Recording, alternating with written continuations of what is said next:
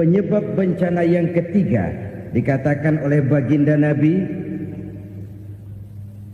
wala dhaharat fihimul fahishatu illa fasha fihimul maut. Apabila kekejian telah merajalela, maka maut bertebaran di mana-mana. Kita renungi butir kalimat dalam hadis ini. Apabila kekejian telah merajalela, maut bertebaran di mana-mana. Begitu murah arti sebuah kehidupan. Penjarahan untuk hal-hal yang kecil tapi sampai mengorbankan nyawa. Apabila kekejian sudah terjadi di mana-mana, maut pun bertebaran. Maut dalam arti berpisah ruh dengan jasad, tapi juga maut dalam arti orang bisa mati karirnya, orang bisa mati usahanya, orang bisa mati kesempatannya karena perbuatan-perbuatan keji yang selama ini tidak terbendung. Lahirlah teori mafia. Siapa yang kuat dia yang berkuasa, siapa yang lemah dia menjadi mangsa. Proyek-proyek besar yang menang tender itu ya dari itu ke itu saja. Yang pengusaha-pengusaha tidak punya koneksi, tidak bisa bayar komisi, dapat proyek tetelan. Ada dagingnya, dikit namanya juga tetelan. Dagingnya sudah habis disantap oleh meja. Sekian puluh meja dilalui, sekian puluh amplop dikeluarkan. Sehingga yang akhirnya ya tinggal tetelan itu tadi. Maka kualitas pekerjaan pun sudah bukan lagi jadi masalah. Demikianlah mafia-mafia ini bermunculan di mana-mana. Di pengadilan terkenal mafia pengadilan. Hukum bisa dibeli, hukum bisa dipesan menurut kebutuhan sponsor. Mafia peradilan, mafia politik, mafia ekonomi, bahkan mafia agama yang menggunakan agama sebagai kedok, menggunakan agama sebagai dalih, menggunakan agama sebagai topeng untuk melancarkan maksud-maksud politiknya pun tidak tertutup kemungkinan. Apabila kekejian telah merajalela, maut bertebaran di mana-mana. Korupsi, kolusi, nepotisme itu bagian dari kekejian. Kita selama ini kalau mendengar maksiat, itu yang terbayang cuma judi, mabuk, zina. Iya itu maksiat. Tapi korupsi, kolusi, nepotisme itu juga maksiat dalam bentuk lain. Kalau ini sudah bertebaran, maka maut terjadi di mana-mana. Jangan bayangkan cuma mati orangnya, itu sih kewajiban. Yang menyakitkan itu orangnya masih hidup tapi dibikin mati. Karirnya mati. Kenapa? Karena yang diperlukan bukan cuma orang pinter tapi orang taat. Biar pinter, kalau nggak taat minggir. Biar bodoh, kalau taat bisa nyenangin atasan, bisa nyemir, nyemur. Kumaha juragan wae ayo nama. Itu yang kadang-kadang dapat penghargaan. Tidak ada prestasi kerja kecuali bikin senang orang di atas. Kita lihat di desa-desa jalan rusak. Kalau ada berita pejabat anak mau turun, jalan rata sekali. Sampai tanah dari mana aja dikeruk buat ngeratain tuh jalan. Pejabat pulang legok lagi jalanan. Katanya kita kerja buat rakyat, nyatanya kita cuma melayani atasnya. Kenapa? Terjadi lingkaran setan. Seperti kata lagu Dul Sumbang itu. Mahasiswa takut sama dosen, dosen takut sama dekan, dekan takut sama rektor, rektor takut sama menteri, menteri takut sama presiden, presiden takut sama mahasiswa. Muter balik lagi. Lingkaran setan. Lingkaran setan. Saudara-saudara kaum muslimin rahimakumullah. kekejian yang merajalela, praktek-praktek mafia yang tertuang dalam kehidupan sehari-hari menyebabkan orang mati karirnya, jasad masih hidup, karir mati, itu menyakitkan.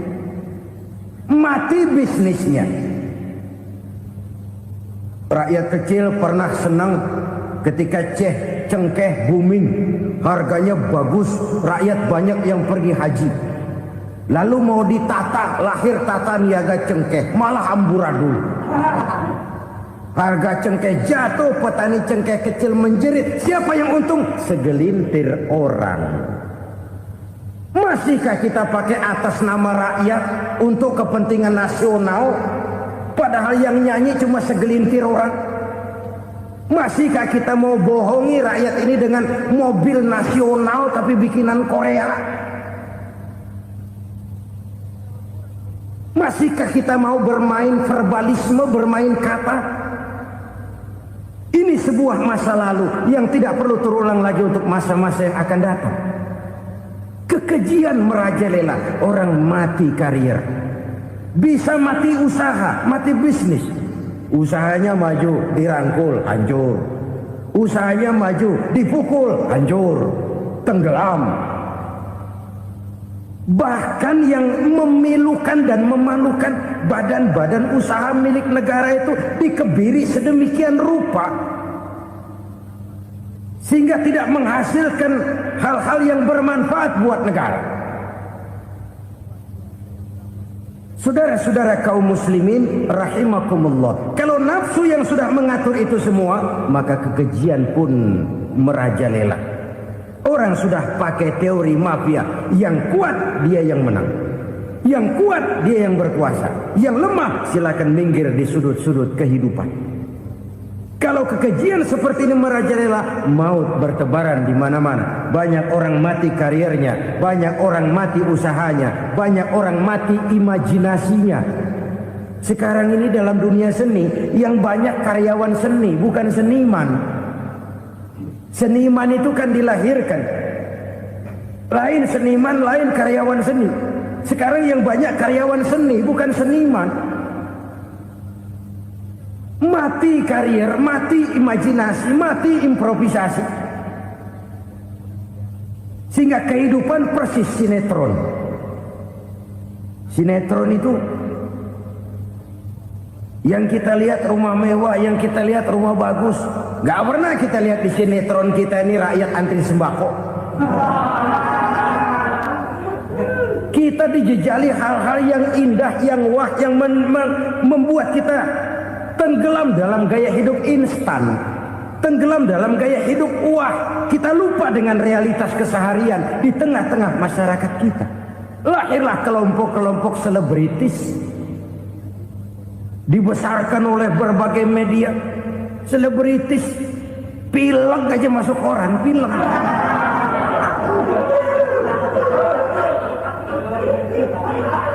Rakyat yang pingsan antri beras nggak masuk koran.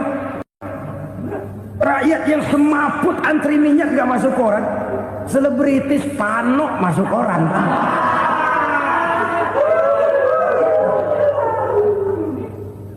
Kita besarkan hal-hal kecil, kita kecilkan hal-hal besar. Kenapa? Kita mengejar oplah, kita profit oriented, tidak lagi berorientasi kepada realitas hidup yang kita hadapi ini. Kalau kekejian sudah merajalela, kata Nabi, maka maut bertebaran di mana-mana. Maut dalam artian maut, coba lihat sekarang begitu murah nyawa. Karena 1000 perak orang mau nusuk bunuh. Karena beras seliter orang khilaf, begitu murah kehidupan. Tapi kekejian dalam bentuk korupsi, kolusi, nepotisme, kekejian dalam bentuk itu mematikan karir, mematikan bisnis, mematikan imajinasi, mematikan kreativitas. Itu juga maut dalam bentuk lain akibat kekejaman lain. Ini penyebab yang ketiga. Yang keempat, penyebab bencana menurut baginda Rasul, wala tuffiful mikyala illa muni'un nabat Apabila timbangan sudah dicurangi, maka tercegahlah tumbuh-tumbuhan. Apabila timbangan sudah mulai curang, maka terjadilah musim paceklik.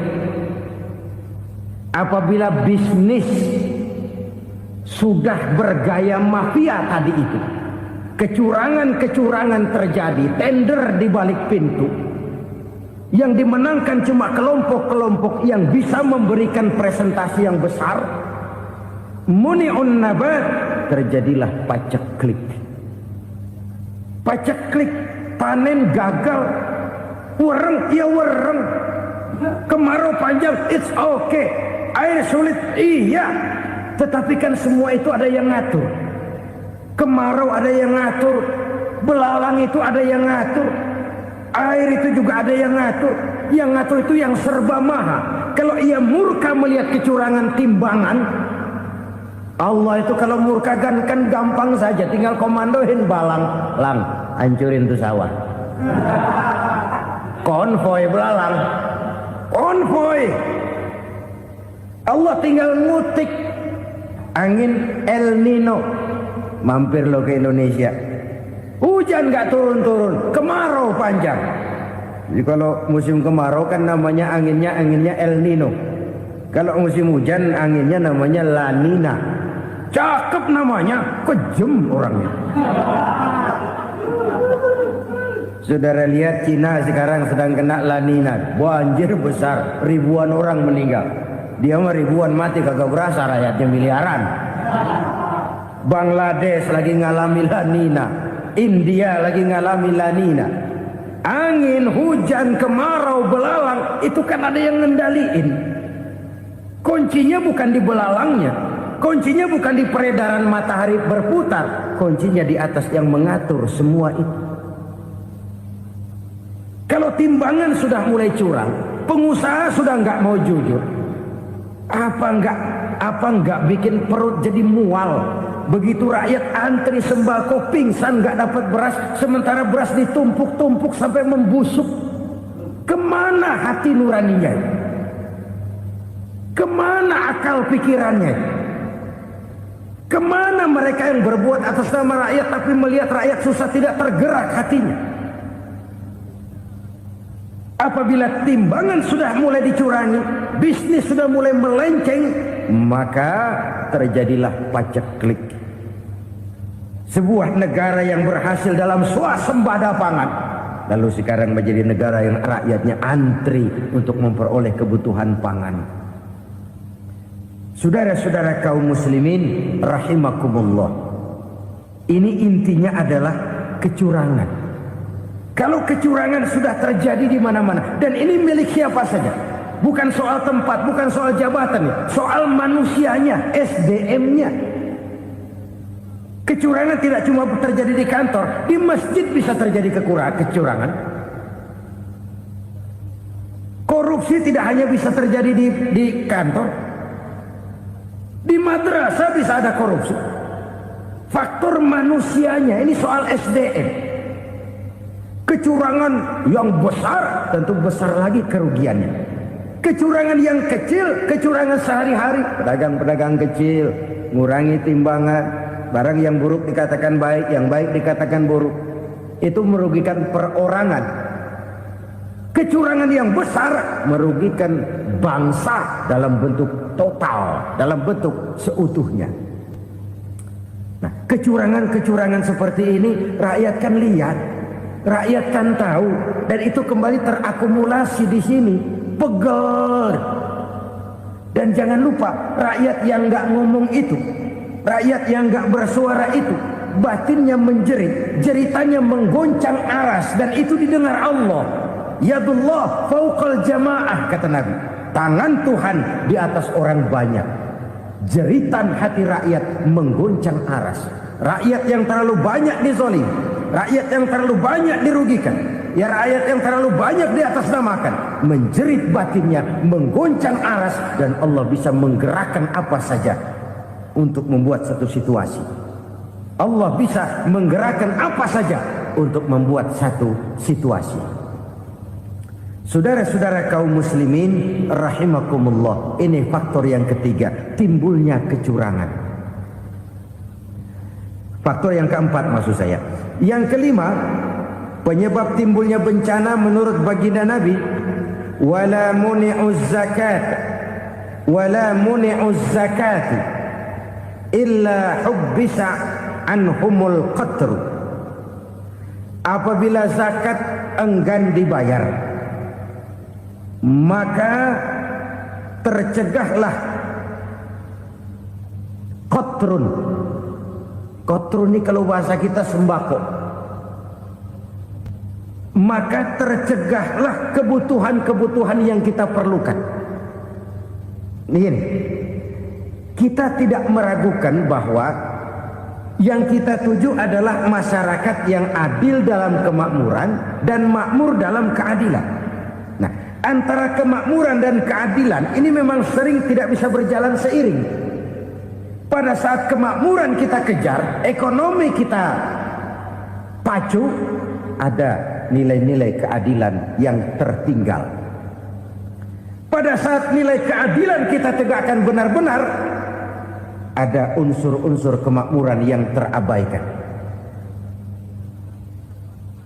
Oke, kita bisa mengatakan kasus. Oke, kita bisa mengatakan itu sebagian kecil. Tapi kalau sebagian kecil, lama-lama kan jadi sebagian besar.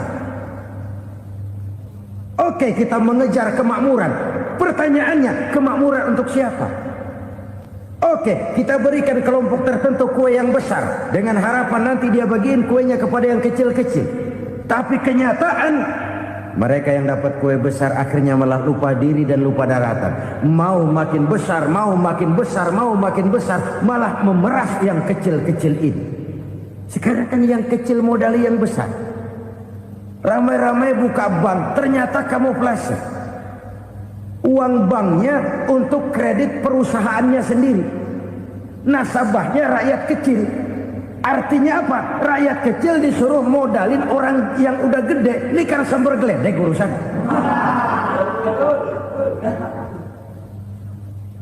Ini kan permainan apa lagi? Rakyat kecil suruh modali yang gede. Nasabahnya rakyat kecil, kumpulkan uangnya di bank, kucurkan kredit kepada perusahaannya sendiri. Bukankah itu rakyat kecil suruh modali yang gede? Sudah begitu kejamkah kita untuk meraih keuntungan dengan mengorbankan orang kecil ini? Sudah tidak bicara lagi kah nurani kita melihat penderitaan orang yang semakin susah ini? Kalau zakat enggan dibayar, padahal zakat 2,5% saja, 2,5% saja. Kalau itu pun enggan, kalau zakat saja enggan, bagaimana pula yang namanya sedekah, bagaimana pula yang namanya infak, bagaimana pula yang namanya santunan, bantuan. Kadang-kadang lipstick nyumbang si nyumbang, cuman nyolongnya lebih gede. Ini namanya sumbangan lipstick. Buat lipstick itu kan buat ngumpetin bibir pucat. Itu fungsi utama lipstick. Buat ngumpetin korupsinya, nyumbang kegiatan-kegiatan sosial. Tapi yang dia korup lebih gede dari yang dia sumbangin. Lipstick kamuflase. Nepu kata anak sekarang.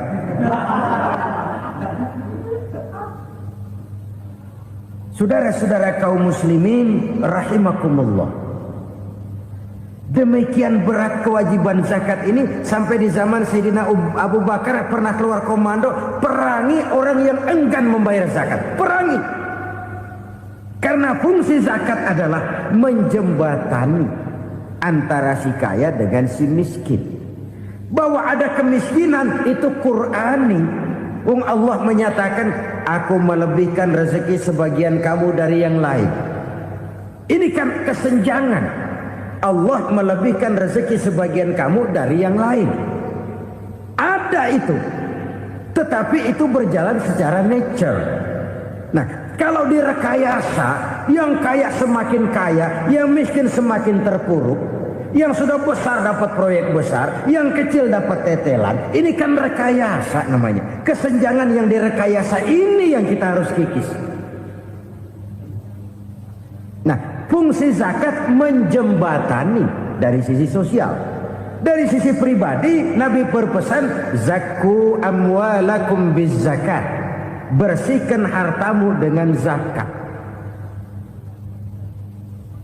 Sekarang ada istilah nyuci uang. Uang hasil korupsi itu bisa dicuci, dijadikan uang bersih. Bukan pakai rinso, bukan. Pakai politiknya koruptor, diolah sedemikian rupa sehingga jadi uang resmi. Sudah memutik, itu termasuk yang disebut kejahatan kerah putih, white collar crime, kejahatan kerah putih, kejahatan pakai dasi, kejahatan kelas kakap. Makanya orang mendingan goblok kagak bener daripada pinter kagak bener. Goblok kagak bener itu gampang ngurusinnya. Pinter kagak bener, ini yang berabe bener ngurusin.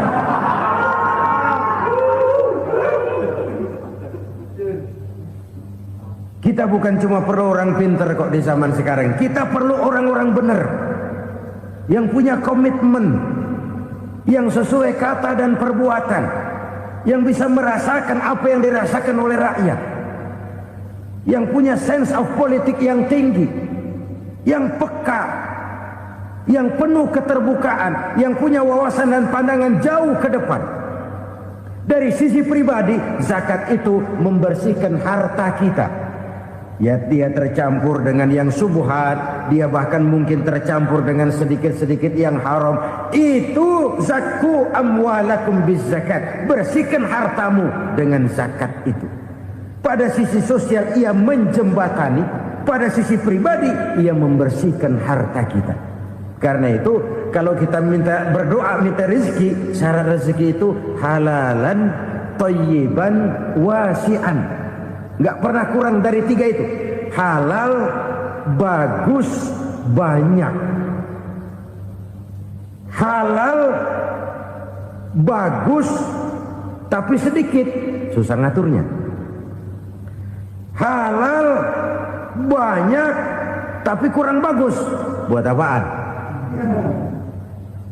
Bagus, banyak, tapi haram, enggak ada artinya. Sebab kata Imamul Ghazali, kalau kau terlalu suka memakan makanan yang haram, dikunyah masuk ke dalam perut besar, digiling oleh perut besar, menghasilkan energi, menggerakkan sel-sel pembuluh saraf, kau juga akan cenderung berpikir yang haram. Kalau sudah cenderung berpikir yang haram, perbuatan pun akan mengarah kepada perbuatan-perbuatan yang haram. Dulu waktu kelompok Jimbaran 200 konglomerat Indonesia kumpul, dihimbau supaya sekian persen kasih pengusaha lemah.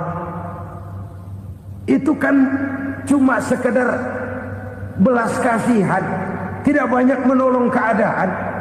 Dan bukan itu yang diperlukan pengusaha-pengusaha kecil. Yang diperlukan adalah berikan kami kesempatan seperti mereka dapat kesempatan. Berikan kami peluang seperti mereka juga dikasih peluang. Kalau cuma dikasih 100 juta, 200 juta hari ini, usaha kami nggak ada prospeknya, peluang kagak ada, kan sama juga bohong.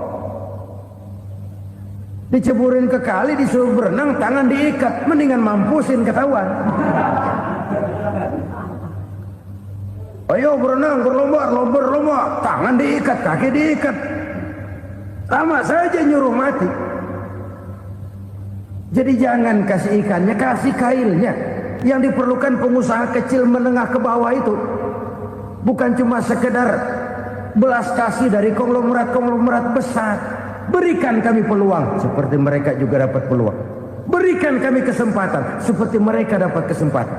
Berikan kami kredit dengan kemudahan seperti mereka juga kalau minta kredit begitu mudahnya.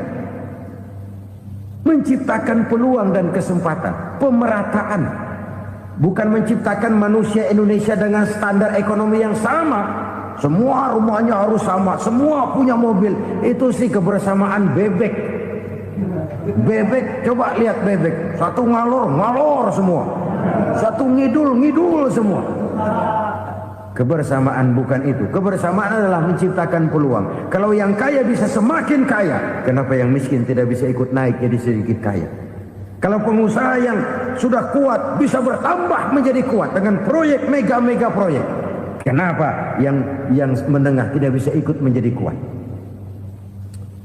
Dan kenapa kekejian-kekejian itu merajalela? Kita dengar lewat berita-berita PLN tekor, PLN hutang. Kenapa? Dia beli listrik dari swasta yang belinya lebih mahal daripada penjualannya. Artinya dia beli itu listrik dari perusahaan listrik swasta, dia jual kepada rakyat lagi. Harga jualnya lebih murah daripada dia beli kepada swasta. Kenapa? Ada tekanan lagi tuh. Biasa siklus lagi. Hukum Boyle. Atas neken, paling bawah gepeng. Ya kita nih rakyat kecil, emang nasibnya gepeng-gepeng terus. Saudara-saudara kaum muslimin rahimakumullah, dari 5 penyebab bencana ini kita ambil kesimpulan untuk sebuah renungan dan introspeksi kita bersama. Pertama, mengingkari janji, padahal janji itu yang lebih tinggi nilainya adalah di hadapan Allah Subhanahu wa taala. Baik wakil-wakil rakyat di parlemen maupun pemimpin-pemimpin rakyat di dalam kabinet, apabila memangku suatu jabatan, selalu mereka mengawali dengan sumpah, dan sumpah itu dimulai dengan demi Allah. Sadarkah kita pada saat itu kita ucapkan bahwa kita sudah mempertaruhkan Allah untuk jabatan yang kita pegang? Kita sudah mempertaruhkan nama Allah untuk posisi yang dipercayakan kepada kita. Sadarkah kita bahwa menyia-nyiakan itu satu dosa yang sangat besar, yang tidak hanya kepada Allah tetapi juga kepada rakyat yang kita wakili, kepada rakyat yang kita pimpin. Saudara-saudara kaum muslimin rahimakumullah, kita menyaksikan peristiwa-peristiwa yang memilukan dan memalukan. PHK terjadi di mana-mana, pengangguran meningkat, harga-harga membumbung tinggi, daya beli rakyat semakin lemah. Sementara di bidang politik, kejadian-kejadian memberikan indikasi bahwa persatuan dan kesatuan kita sebagai bangsa dewasa ini tengah berada dalam ujian yang berat.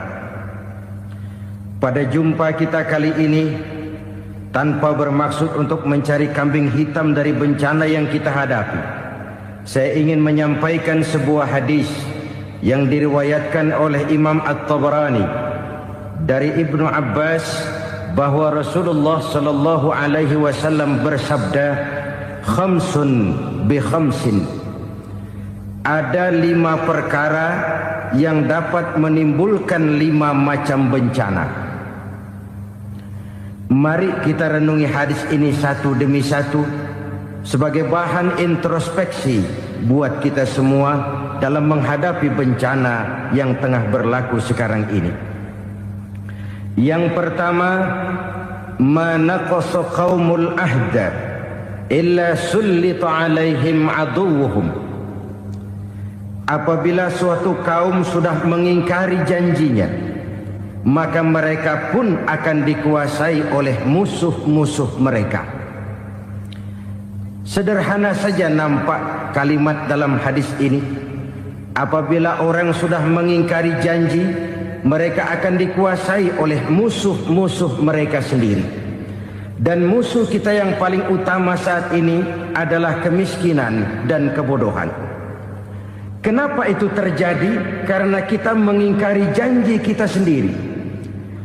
Di saat awal-awal berdirinya Orde Baru, kita pernah berjanji untuk melaksanakan Pancasila dan Undang-Undang Dasar 45 secara murni dan konsekuen.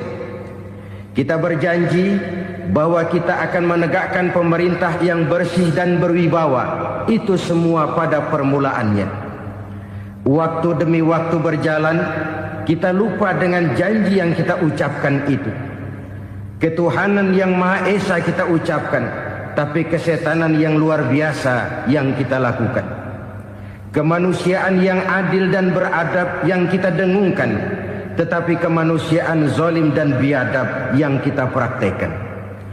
Sederhana saja saudara, hampir setiap pejabat pada posisi-posisi kunci, di awal-awal ia memangku jabatan itu, biasanya ia mengucapkan sumpah dengan lafaz demi Allah, bahwa dalam melaksanakan jabatan ini saya tidak akan menerima hadiah atau pemberian dalam bentuk apapun. Itu pada permulaannya. Lama-lama rupanya hadiah itu asik juga, mulai diterima. Lama-lama dirasa kurang, mulai menagih.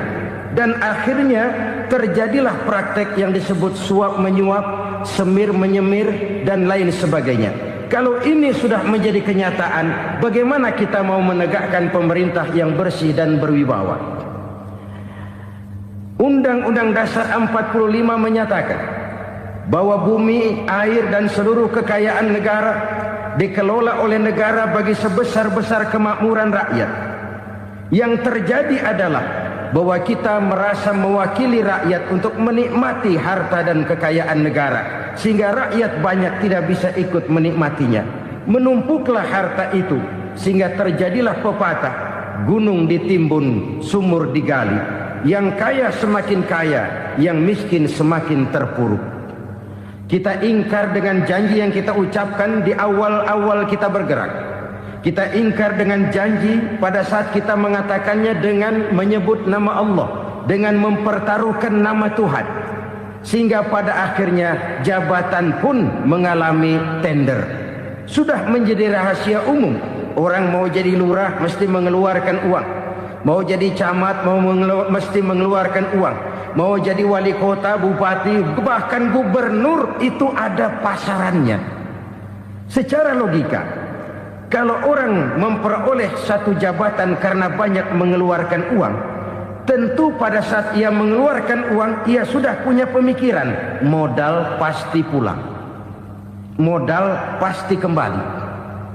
Kalau orang memperoleh suatu jabatan karena banyak mengeluarkan uang, maka langkah pertama yang dia lakukan setelah memangku jabatan itu ialah bagaimana uang bisa kembali, bagaimana modal bisa pulang. Kalau modal sudah pulang, pikiran berikutnya bagaimana supaya dapat untung. Lalu kapan mau bekerja untuk kepentingan rakyat? Itu nomor 18. Kemudian kalau ada proyek-proyek besar, pertanyaannya ialah bukan apakah proyek ini bermanfaat bagi rakyat, apakah proyek ini layak untuk diteruskan, tetapi yang jadi pertanyaan paling utama ialah bagian saya berapa duit dari proyek ini. Kita bisa lihat proyek, mega proyek lahan 1 juta hektar di Kalimantan Tengah, triliunan rupiah, dan proyek itu gagal. SD Impres bulan ini diresmikan, bulan depan retak. Jembatan-jembatan bulan ini gunting pita, bulan depan runtuh. Kita ingkar dengan janji. Kita berkata kita bekerja untuk kepentingan rakyat, tapi kita tidak pernah mengenal rakyat itu. Apabila suatu kaum sudah mulai mengingkari janji, maka mereka akan dikuasai oleh musuh-musuh mereka. Akibatnya tersusunlah barisan-barisan sakit hati yang makin lama makin menjadi bola salju, menggelinding membesar, dan kemudian terjadilah hal-hal yang tidak kita inginkan lagi.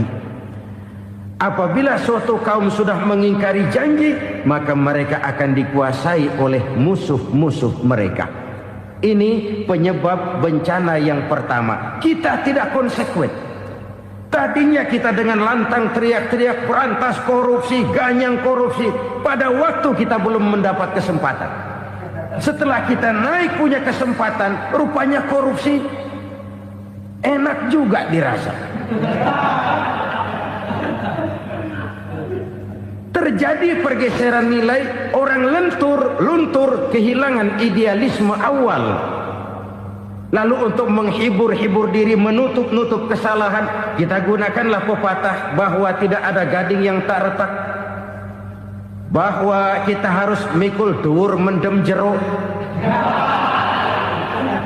Itu semua cuma sebagai dalih agar kesalahan kita tidak dibicarakan orang lain. Padahal kita sendiri yang mengingkari janji. Kita yang keluar dari komitmen awal kita. Kita berjanji melaksanakan Pancasila dan Undang-Undang Dasar 45 dengan murni dan konsekuen. Kita berjanji untuk menegakkan pemerintah yang bersih dan berwibawa. Namun dalam kenyataannya itu tidak kita laksanakan dengan sebagaimana mestinya. Kita bergeser, kita mengalami proses degradasi, peluncuran nilai, dan akhirnya terbentuklah barisan-barisan sakit hati yang semakin lama semakin membesar itu. Kita harus introspeksi. Memang kalau zaman sedang susah, biasanya kambing hitam laris, tukang kompor gentayangan. Itu dari dulu selalu mencari kambing hitam. Karena itu kita tidak bicara orang, kita tidak bicara siapa yang salah, kita bicara sistem. Dan sistem itu bisa mengena siapa saja. Kalau orang sudah mulai mengingkari janji, bergeser dari komitmen awal, itu sudah mulai ia mengalami proses peluncuran, proses degradasi. Ini penyebab yang pertama. Kita tidak lagi konsekuen bahwa bumi, air, sumber daya alam adalah milik negara, dikuasai oleh negara, digunakan bagi sebesar-besar kemakmuran rakyat. Ternyata rakyat yang makmur itu tidak merupakan gambaran yang menyeluruh dari rakyat kita. Undang-undang dasar kita menganut ekonomi kekeluargaan, tapi yang kita praktekkan adalah ekonomi keluarga. Kalau bukan keluarga nggak dapat proyek. Kalau bukan keluarga nggak dapat macam-macam. Kekeluargaan kita rubah menjadi keluarga. Timbullah penyakit nepotisme. Kita bergeser, kita ingkari janji, dan kita anggap kita atasnamakan rakyat. Rakyat cuma sekedar jadi address, rakyat cuma sekedar jadi alamat, tetapi kehidupan mereka tidak banyak berubah dan tidak banyak terangkat. Kaum muslimin rahimakumullah, ini penyakit yang pertama, penyebab bencana yang pertama. Yang kedua kata Nabi, wa ma hakamu bighairi ma anzalallah. Apabila hukum yang diterapkan sudah tidak lagi bersumber dari hukum Allah, illa fasya fihimul faqru, maka akan bertebaranlah kemiskinan di mana-mana. Ini artinya apa? Apabila hukum tinggal sebuah stempel, apabila hukum sudah diatur menurut kepentingan, apabila hukum sudah tidak lagi ditegakkan secara adil, maka kemiskinan merambah di mana-mana. Hukum diatur menurut selera orang yang sedang berkuasa, maka yang benar bisa jadi salah, yang salah bisa jadi benar. Hukum dalam kenyataan hidup berlaku seperti pisau. Pisau itu kan saudara lihat, yang namanya pisau dimanapun itu tajamnya ke bawah, ke atas tumpul. Kalau hukum itu, kalau untuk rakyat, hukum itu tajam bukan main, cepat sekali dilaksanakan. Tapi giliran menengah ke atas, yang gedean dikit berbuat salah, hukum tumpul. Hukum pura-pura tidak dengar. Akibatnya terluka rasa keadilan rakyat. Satu kasus rakyat diam, dua kasus rakyat diam, tiga kasus rakyat diam, kasus terakumulasi di hati rakyat. Luka rasa keadilan, dan itu menjadi sumber bencana. Penjarahan, kita tidak setuju itu, tapi kita harus melihat kausalnya. Itu kan tidak berdiri sendiri. Itu kan karena terlukanya rasa keadilan rakyat, melihat kesempatan ini tidak merata.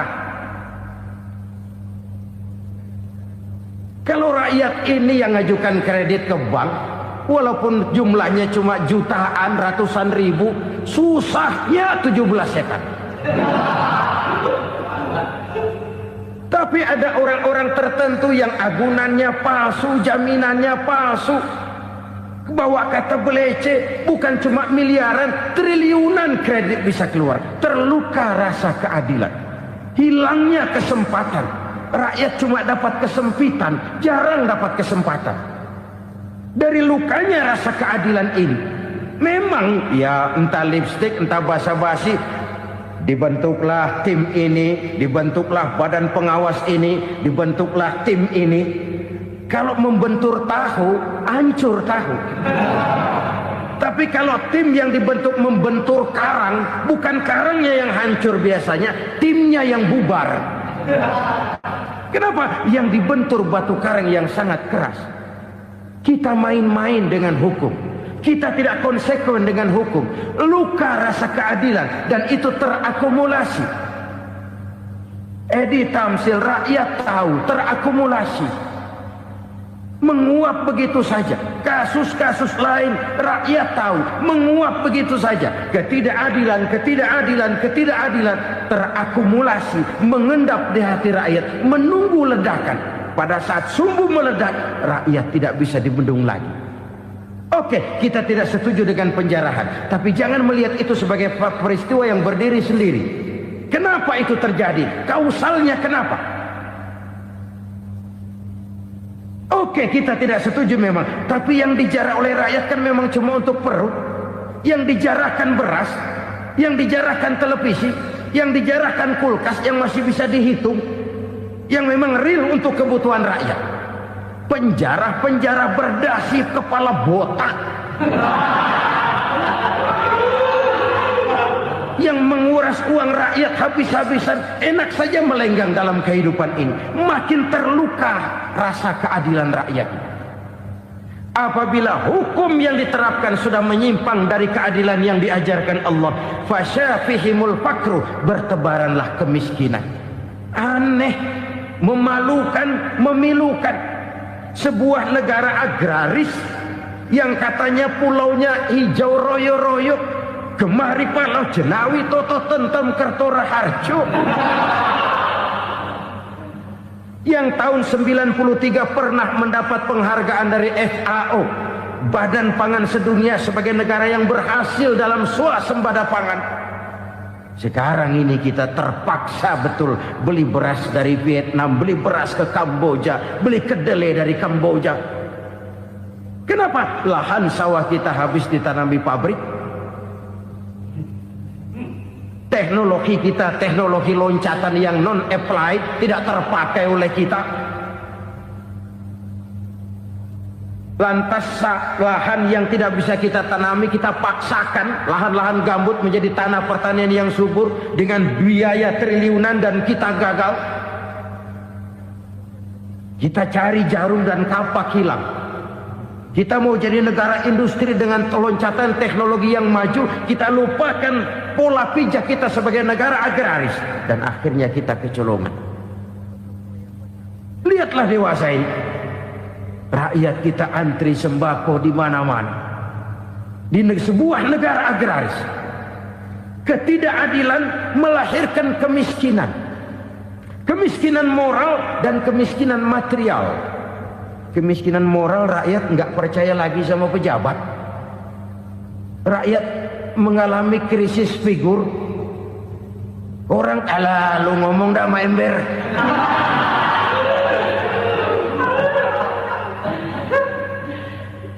Penataran yang menghabiskan biaya miliaran itu melahirkan pejabat-pejabat korup. Pengawasan yang menghabiskan biaya miliaran itu ternyata impoten, mandul. Kemiskinan moral. Jujur saya berkata, saudara-saudara, setelah pintu reformasi dibuka, itu yang masuk memang macam-macam. Ada yang memang punya tujuan murni, konsekuen, dan punya konsep. Ada yang nunggu di tikungan, begitu mobil lewat nyamber pintu, berangkat ikut reformasi. Ada yang memanfaatkan momentum, mumpung, untuk nyampein unek-unek, ngerti nggak, pokoknya ngomong. Sehingga keadaan semakin rancu, kebingungan semakin menjadi-jadi, masalah yang paling urgen tidak terselesaikan. Sekarang ini orang berpikir mendingan jadi pala ular daripada jadi buntut macan. Buntut macan memang hebat macan, tapi kalau buntutnya cuma ugel-ugel di belakang buat apa? Mendingan jadi pala ular kecil juga nyaplok. Artinya ya biar kecil juga kalau punya partai kan gagah. Lalu rame-rame bikin partai kayak bikin arisan. Orang makin mengalami dislokasi. Semua mau jadi pahlawan, semua mau nomor satu, semua ngomong. Iya kalau bidangnya, kalau bukan makin rancu. Marilah lewat kesempatan ini saya mengajak kita untuk tahu diri. Biarkan politisi ngomong politik, biarkan ekonom menata ekonomi, biarkan praktisi bicara soal hukum, biarkan rakyat munajat, istighfar, mohon pertolongan Allah. Tahu diri kita. Kalau memang ayam, kukuruyuk aja dah. Kalau memang kucing, ayo ngeong. Kalau kambing, silahkan ngembe. Udah tahu ayam, ngeong bunyinya. Suaranya palas, orang nggak ngerti, bingung makin menjadi-jadi. Ibarat kesebelasan sepak bola bangsa kita sekarang ini, rame-rame mau bikin gol, kiper ikut nyerang sekarang. Memilukan dan bahkan memalukan. Wa ma hakamu bighairi ma anzalallah illa fasyafihimul fakru. Kalau hukum yang diterapkan sudah menyimpang dari keadilan yang diajarkan Allah, bertebaranlah kemiskinan di mana-mana. Coba sekarang ini, yang punya duit bingung, apalagi yang kagak punya duit. Yang pengusaha gede ngeluh, apalagi yang pengusaha pas-pasan. Yang kagak punya beras, yang punya beras saja masih bingung, apalagi yang nggak punya beras. Ini sudah demikian merata. Dulu kita kagum mendengar konglomerat kelas buadah. Kelas-kelas yang seakan-akan cuma ada dalam khayalan mereka, punya kekayaan miliaran dolar, triliunan. Sudahlah, seolah-olah nggak terjangkau sama kita. Weh, ternyata yang gede-gede itu juga gede utangnya. Dan rontok satu demi satu. Ternyata rakyat selama ini cuma dialamatkan, cuma dijadikan adres. Rakyat yang tidak banyak ngerti persoalan ini harus menanggung hidup ini begini berat, harus menanggung beban hidup ini begini tinggi, daya beli semakin lemah, semakin terpuruk dan terpuruk, sedang keadaan belum juga banyak berubah. Yang hutang sama luar negeri itu kan bukan rakyat kecil, Ciano. Yang banyak nyimpen dolar juga kan Ciano. Rakyat kecil bocah kampung mah jangankan nyimpen dolar, ngelihat juga tumben. Kemana kita mesti bercermin? Sekali lagi saya mengatakan maaf, kita tidak bermaksud mencari kambing hitam. Karena itu kita tidak bicara orang, kita bicara sistem, kita bicara keadaan. Beginilah yang dikatakan Nabi, penyebab timbulnya bencana, hukum yang ditegakkan tidak lagi berorientasi kepada keadilan, tapi berorientasi kepada kepentingan. Akhirnya bentuk hukum seperti pisau, tajam ke bawah, tumpul ke atas. Hukum cuma buat rakyat kecil, tetapi kelompok menengah ke atas kadang-kadang kebal dari perlakuan hukum. Maka bertebaranlah kemiskinan. Iya, kemiskinan moral berupa lukanya rasa keadilan. Kalau rasa keadilan terluka, orang kan nunggu kesempatan, saudara. Iya, dia nggak bisa ngomong, iya dia nggak sanggup action, iya dia nggak bisa tunjuk rasa, tapi hatinya kan kapan ada kesempatan, kapan ada waktu, tunggu. Hatinya mesti begitu. Sehingga begitu ada kesempatan, terjadilah hal-hal yang tidak terhindarkan. Dan itu ekses, bukan reformasi. Jangan seperti sebuah dialog saya dengan seorang abang beca. Saya bertanya, bang, iya, abang tahu nggak reformasi? Tahu. Ustaz, apa? Pembakaran. Terus penjarahan. Lalu perkosaan. Itu reformasi. Itu yang saya lihat. Nah, itu yang dia lihat. Saya tentu tidak menyalahkan abang beca kita, karena memang itu yang dia lihat dan sejauh itu wawasannya. Tapi ini indikasi bahwa banyak rakyat kita yang belum bisa menggunakan kebebasan secara bertanggung jawab. Padahal kebebasan tanpa tanggung jawab tirani. Sebuah contoh gampang-gampangan.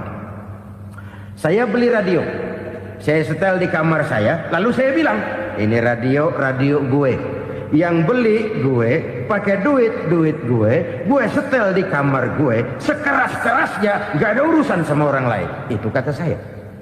Tetapi tetangga saya sebelah rumah kan boleh juga ngomong begitu.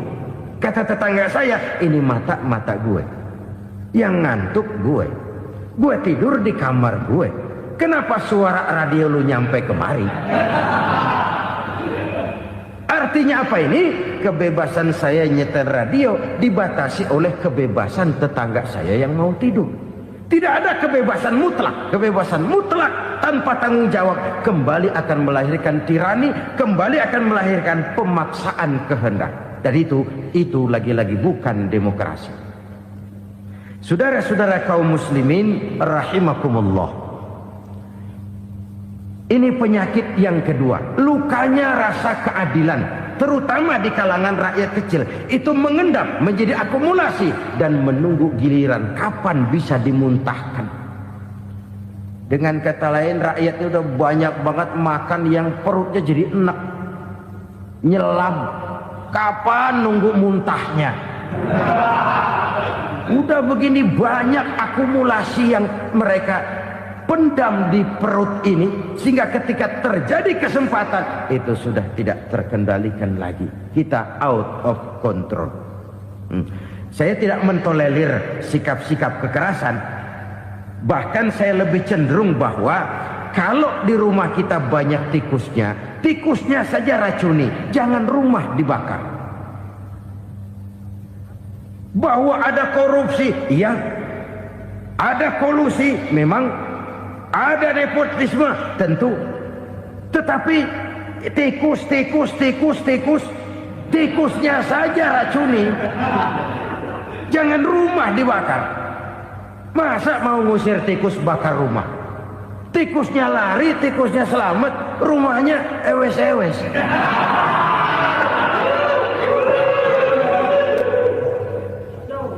Tikus selamat, rumah nggak punya. Masalah nggak terselesaikan dengan sebagaimana yang kita harapkan.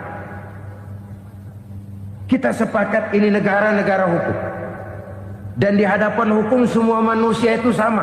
Itu prinsip yang diajarkan Allah. Al-musawat bainan nas fi takalifil ahkam. Semua manusia sama dalam berhadapan dekat dengan hukum Allah Subhanahu wa taala. Kalau hukum sudah pandang bulu, itu jelas yang enak yang banyak bulunya. Siapa yang banyak bulunya? Monyet. Kalau hukum pandang bulu, monyet keenakan. Saudara-saudara kaum muslimin rahimakumullah, introspeksi. Mari kita bercermin bagaimana perjalanan hukum selama ini. Kalau introspeksi ini kita temukan, lalu ada upaya untuk memperbaiki diri. Jangan menggunakan tak ada gading yang tak retak, mikul duwur mendem jero untuk menutup-nutupi kesalahan orang. Padahal kesalahan itu sedemikian besar. Padahal rakyat kita tiap hari antri sembako. Ada yang sehari sekali makan, ada yang makan sudah bercampur tiwul, ada yang nasi sudah dicampur pisang, balik jadi orok lagi. Macam-macam upaya rakyat untuk menangsal perut ini. Lalu rakyat ditenang-tenangkan, lebih baik puasa Senin Kemis sambil menghadapi krisis ekonomi. Kenapa rakyat yang disuruh puasa? Kenapa bukan pejabatnya yang puasa lebih dulu untuk kemakmuran rakyat? Kalau rakyat yang memang perutnya udah gepeng disuruh puasa, makin krempeng perutnya. Artinya pejabat harus punya sense of politik. Ya, tidak, puasa itu kan tidak cuma Senin Kemis saja puasa itu. Puasa perasaan, puasa menghargai perasaan yang sedang kondisi yang sedang dihadapi oleh rakyat. Bagaimana rakyat yang tengah antri sembako melihat pejabatnya lewat dengan mobil yang harganya sampai 1 miliar. Oh, inilah pemimpin saya. Luka lagi rasa keadilannya. Kita tidak tenggang rasa. Puasa dalam artian itu pun akan menolong menegakkan semangat kebersamaan, membentuk semangat kebersamaan. Saudara-saudara kaum muslimin rahimakumullah, penyebab bencana yang ketiga dikatakan oleh baginda Nabi, wala dhaharat fihimul fahishatu illa fasha fihimul maut. Apabila kekejian telah merajalela, maka maut bertebaran di mana-mana. Kita renungi butir kalimat dalam hadis ini. Apabila kekejian telah merajalela, maut bertebaran di mana-mana. Begitu murah arti sebuah kehidupan. Penjarahan untuk hal-hal yang kecil tapi sampai mengorbankan nyawa. Apabila kekejian sudah terjadi di mana-mana, maut pun bertebaran. Maut dalam arti berpisah ruh dengan jasad, tapi juga maut dalam arti orang bisa mati karirnya, orang bisa mati usahanya, orang bisa mati kesempatannya karena perbuatan-perbuatan keji yang selama ini tidak terbendung. Lahirlah teori mafia. Siapa yang kuat dia yang berkuasa, siapa yang lemah dia menjadi mangsa. Proyek-proyek besar yang menang tender itu ya dari itu ke itu saja. Yang pengusaha-pengusaha tidak punya koleksi, koneksi, tidak bisa bayar komisi, dapat proyek tetelan. Ada dagingnya, dikit namanya juga tetelan. Dagingnya sudah habis disantap oleh meja. Sekian puluh meja dilalui, sekian puluh amplop dikeluarkan. Sehingga yang akhirnya ya tinggal tetelan itu tadi. Maka kualitas pekerjaan pun sudah bukan lagi jadi masalah. Demikianlah mafia-mafia ini bermunculan di mana-mana. Di pengadilan terkenallah mafia pengadilan. Hukum bisa dibeli, hukum bisa dipesan menurut kebutuhan sponsor. Mafia peradilan, mafia politik, mafia ekonomi, bahkan mafia agama yang menggunakan agama sebagai kedok, menggunakan agama sebagai dalih, menggunakan agama sebagai topeng untuk melancarkan maksud-maksud politiknya pun tidak tertutup kemungkinan. Apabila kekejian telah merajalela, maut bertebaran di mana-mana. Korupsi, kolusi, nepotisme itu bagian dari kekejian. Kita selama ini kalau mendengar maksiat, itu yang terbayang cuma judi, mabuk, zina. Iya, itu maksiat. Tapi korupsi, kolusi, nepotisme itu juga maksiat dalam bentuk lain. Kalau ini sudah bertebaran, maka maut terjadi di mana-mana. Jangan bayangkan cuma mati orangnya, itu sih kewajiban. Yang menyakitkan itu orangnya masih hidup tapi dibikin mati. Karirnya mati. Kenapa? Karena yang diperlukan bukan cuma orang pinter tapi orang taat. Biar pinter, kalau nggak taat minggir. Biar bodoh, kalau taat bisa nyenangin atasan, bisa nyemur.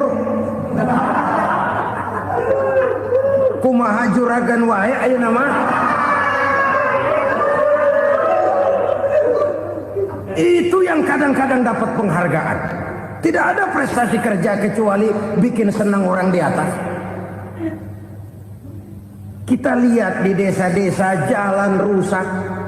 Kalau ada berita pejabat anak mau turun, jalan rata sekali. Sampai tanah dari mana aja dikeruk buat ngeratain tuh jalan. Pejabat pulang legok lagi jalanan. Katanya kita kerja buat rakyat, nyatanya kita cuma melayani atasnya. Kenapa? Terjadi lingkaran setan. Seperti kata lagu Dul Sumbang itu. Mahasiswa takut sama dosen, dosen takut sama dekan, dekan takut sama rektor, rektor takut sama menteri, menteri takut sama presiden, presiden takut sama mahasiswa. Muter balik lagi. Lingkaran setan. Lingkaran setan. Saudara-saudara kaum muslimin rahimakumullah. Kekejian yang merajalela, praktek-praktek mafia yang tertuang dalam kehidupan sehari-hari menyebabkan orang mati karirnya, jasad masih hidup, karir mati, itu menyakitkan. Mati bisnisnya. Rakyat kecil pernah senang ketika cengkeh booming, harganya bagus, rakyat banyak yang pergi haji. Lalu mau ditata, lahir tata niaga cengkeh, malah amburadul. Harga cengkeh jatuh, petani cengkeh kecil menjerit. Siapa yang untung? Segelintir orang. Masihkah kita pakai atas nama rakyat untuk kepentingan nasional? Padahal yang nyanyi cuma segelintir orang. Masihkah kita mau bohongi rakyat ini dengan mobil nasional tapi bikinan Korea? Masihkah kita mau bermain verbalisme, bermain kata? Ini sebuah masa lalu yang tidak perlu terulang lagi untuk masa-masa yang akan datang. Kekejian merajalela, orang mati karir. Bisa mati usaha, mati bisnis. Usahanya maju, dirangkul, hancur. Usahanya maju, dipukul, hancur, tenggelam. Bahkan yang memilukan dan memalukan badan-badan usaha milik negara itu dikebiri sedemikian rupa sehingga tidak menghasilkan hal-hal yang bermanfaat buat negara. Saudara-saudara kaum muslimin rahimakumullah, kalau nafsu yang sudah mengatur itu semua, maka kekejian pun merajalela. Orang sudah pakai teori mafia, yang kuat dia yang menang, yang kuat dia yang berkuasa, yang lemah silakan minggir di sudut-sudut kehidupan. Kalau kekejian seperti ini merajalela, maut bertebaran di mana-mana. Banyak orang mati karirnya, banyak orang mati usahanya, banyak orang mati imajinasinya. Sekarang ini dalam dunia seni yang banyak karyawan seni, bukan seniman. Seniman itu kan dilahirkan. Lain seniman, lain karyawan seni. Sekarang yang banyak karyawan seni, bukan seniman. Mati karir, mati imajinasi, mati improvisasi.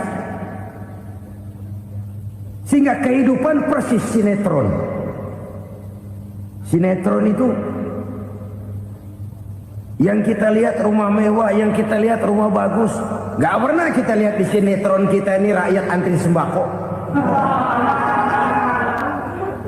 Kita dijejali hal-hal yang indah, yang wah, yang membuat kita tenggelam dalam gaya hidup instan, tenggelam dalam gaya hidup wah. Kita lupa dengan realitas keseharian di tengah-tengah masyarakat kita. Lahirlah kelompok-kelompok selebritis, dibesarkan oleh berbagai media.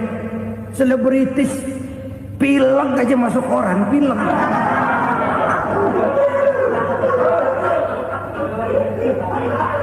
Rakyat yang pingsan antri beras nggak masuk koran. Rakyat yang semaput antri minyak nggak masuk koran. Selebritis panok masuk koran.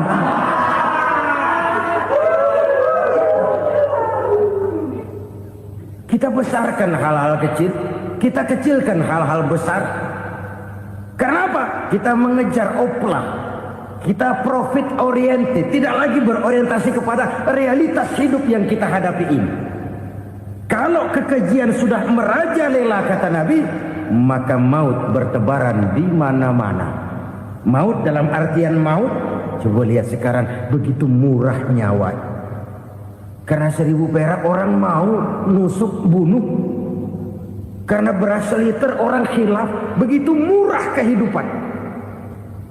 Tapi kekejian dalam bentuk korupsi, kolusi, nepotisme, kekejian dalam bentuk itu mematikan karier, mematikan bisnis, mematikan imajinasi, mematikan kreativitas. Itu juga maut dalam bentuk lain akibat kekejaman lain. Ini penyebab yang ketiga. Yang keempat, penyebab bencana menurut baginda Rasul, wala tukhfiful mikyala illa muni'un nabat. Apabila timbangan sudah dicurangi, maka tercegahlah tumbuh-tumbuhan.